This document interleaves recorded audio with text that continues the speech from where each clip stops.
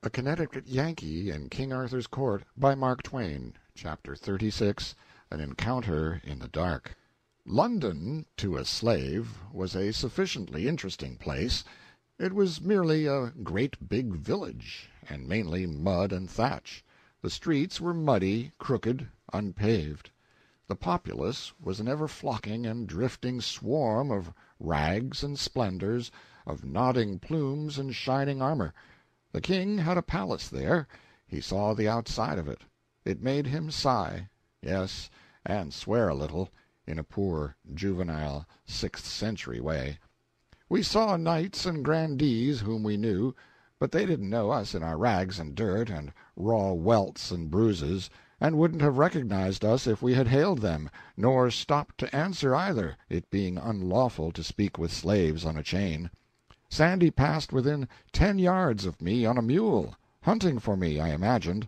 But the thing which clean broke my heart was something which happened in front of our old barrack in a square, while we were enduring the spectacle of a man being boiled to death in oil for counterfeiting pennies. It was the sight of a newsboy, and I couldn't get at him.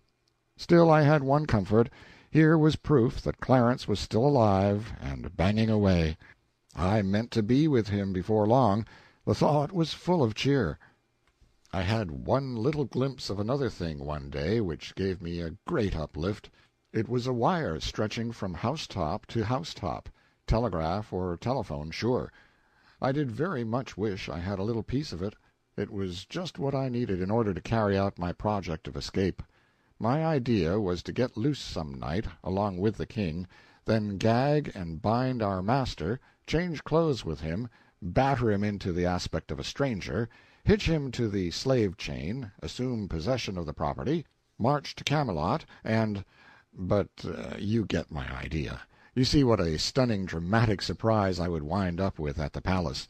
It was all feasible, if I could only get hold of a slender piece of iron which I could shape into a lock-pick. I could then undo the lumbering padlocks with which our chains were fastened, whenever I might choose. But I never had any luck. No such thing ever happened to fall in my way. However, my chance came at last. A gentleman who had come twice before to dicker for me without result, or indeed any approach to a result, came again. I was far from expecting ever to belong to him, for the price asked for me from the time I was first enslaved was exorbitant, and always provoked either anger or derision, yet my master stuck stubbornly to it. $22. He wouldn't bate a cent.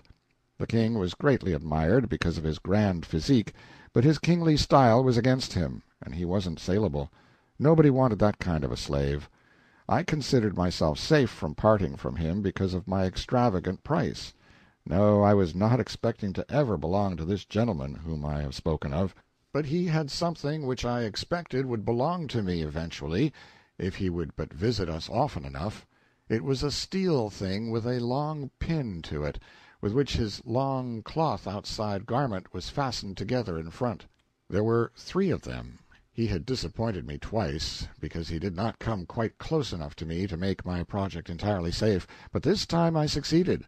I captured the lower clasp of the 3, and when he missed it he thought he had lost it on the way. I had a chance to be glad about a minute, then straightway a chance to be sad again. For when the purchase was about to fail, as usual, the master suddenly spoke up and said what would be worded thus in modern English: "Tell you what I'll do. I'm tired supporting these 2 for no good. Give me $22 for this one, and I'll throw the other one in." The king couldn't get his breath, he was in such a fury. He began to choke and gag, and meantime the master and the gentleman moved away, discussing. "And ye will keep the offer open?" "'Tis open till morrow at this hour." "Then I will answer you at that time," said the gentleman, and disappeared, the master following him.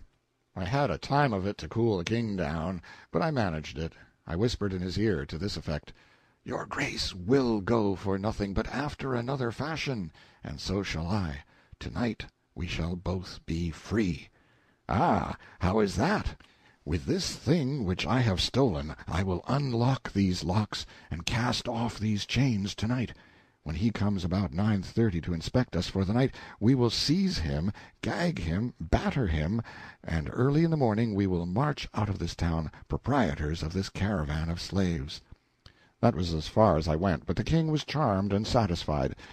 That evening we waited patiently for our fellow slaves to get to sleep, and signify it by the usual sign, for you must not take many chances on those poor fellows if you can avoid it. It is best to keep your own secrets. No doubt they fidgeted only about as usual, but it didn't seem so to me. It seemed to me that they were going to be forever getting down to their regular snoring.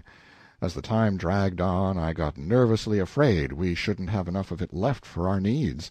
So I made several premature attempts, and merely delayed things by it, for I couldn't seem to touch a padlock, there in the dark, without starting a rattle out of it, which interrupted somebody's sleep and made him turn over and wake some more of the gang. But finally I did get my last iron off, and was a free man once more. I took a good breath of relief, and reached for the king's irons. Too late. In comes the master, with a light in one hand and his heavy walking-staff in the other. I snuggled close among the wallow of snorers to conceal as nearly as possible that I was naked of irons, and I kept a sharp lookout and prepared to spring for my man the moment he should bend over me. But he didn't approach. He stopped, gazed absently toward our dusky mass a minute, evidently thinking about something else, then set down his light, moved musingly toward the door, and before a body could imagine what he was going to do, he was out of the door and had closed it behind him. "Quick," said the king, "fetch him back." Of course it was the thing to do, and I was up and out in a moment. But dear me, there were no lamps in those days, and it was a dark night. But I glimpsed a dim figure a few steps away. I darted for it, threw myself upon it, and then there was a state of things, and lively. We fought and scuffled and struggled, and drew a crowd in no time. They took an immense interest in the fight, and encouraged us all they could, and, in fact, couldn't have been pleasanter or more cordial if it had been their own fight. Then a tremendous row broke out behind us, and as much as half of our audience left us, with a rush, to invest some sympathy in that. Lanterns began to swing in all directions. It was the watch gathering from far and near. Presently a halbert fell across my back as a reminder, and I knew what it meant. I was in custody. So was my adversary.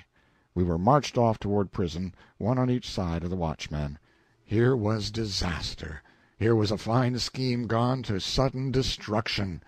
I tried to imagine what would happen when the master should discover that it was I who had been fighting him, and what would happen if they jailed us together in the general apartment for brawlers and petty law-breakers, as was the custom, and what might— Just then my antagonist turned his face around in my direction. The freckled light from the watchman's tin lantern fell on it, and, by George, it was the wrong man.